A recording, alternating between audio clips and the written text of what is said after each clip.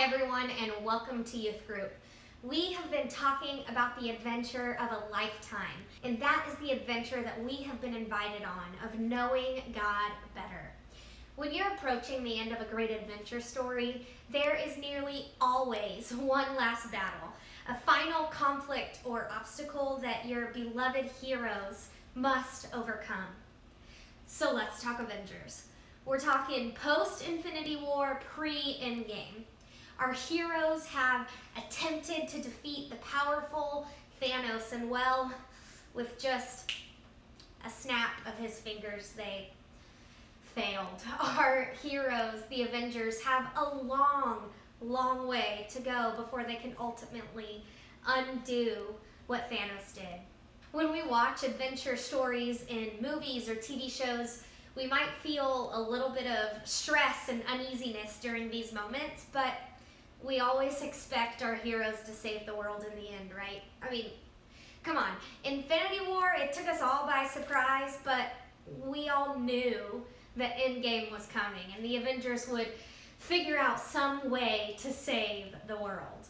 In real life, though, our battles aren't so simple. Outside of the movies, the world's problems aren't guaranteed to have happy endings.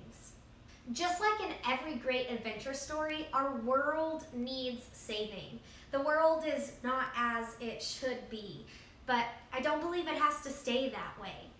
So for the last month, we've been talking about the adventure that we're all on. It's a lifelong adventure of knowing and following God. So far, we've been talking a lot about you and your journey. You might be the main character in your own story. But have you ever heard of a hero who was only concerned with saving themselves? That wouldn't be a very compelling story. Jesus came to save the world, not himself. And if you know Jesus, he is calling you to join him on his mission to save the world too. And that sounds like a pretty exciting adventure to me. Today we're going to take a look at some of Jesus' last recorded words before he died and ultimately rose again. Just before Jesus said these words, he had been telling parables. These are like stories with a message about God's kingdom. Whenever Jesus talked about God's kingdom, he was talking about how the world should be and how things are when God is in control. Then Jesus tells this next story. Now, before we read it, here's a heads up. The sheep and goats in this passage, they're not real sheep and goats. Jesus liked to use metaphors when he taught. Matthew chapter 25, verse 31 through 46. When the Son of Man comes in his glory and all the angels with him, he will sit on his glorious throne.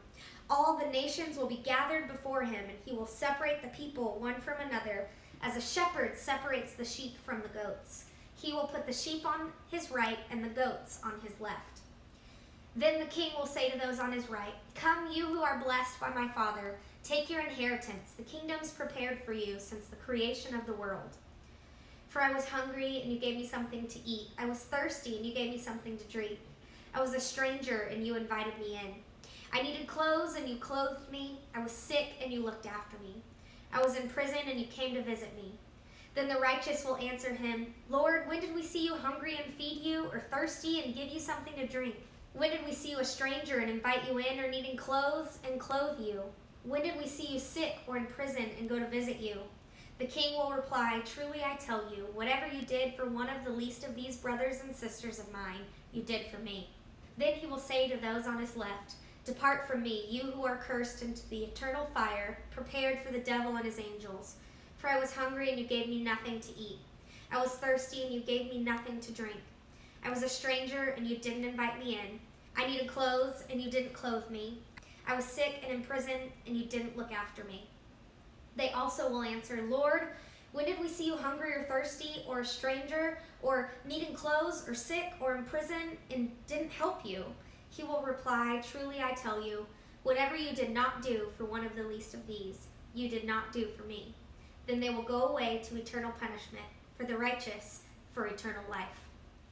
This story is commonly understood about two groups of people. God invited the first group into his kingdom because Jesus said they cared for him when he was sick and fed him when he was hungry. But these people didn't remember ever doing that for Jesus. Then Jesus said to the other group that they weren't welcome because they never cared for him or fed him or visited him. But these people didn't remember ever seeing Jesus in need. Now, there's a lot that we can talk about when studying this passage, but instead of trying to understand what this passage is saying about eternity, today I want us to focus on what this passage says about life right now. Jesus calls us to care for the least of these. Jesus is so serious about wanting his followers to care for those in the greatest need that he says that loving those people is just like loving him. And not loving them is like not loving Jesus. As Jesus followers, Jesus says we're supposed to look for things that are not as they should be and then work to repair them.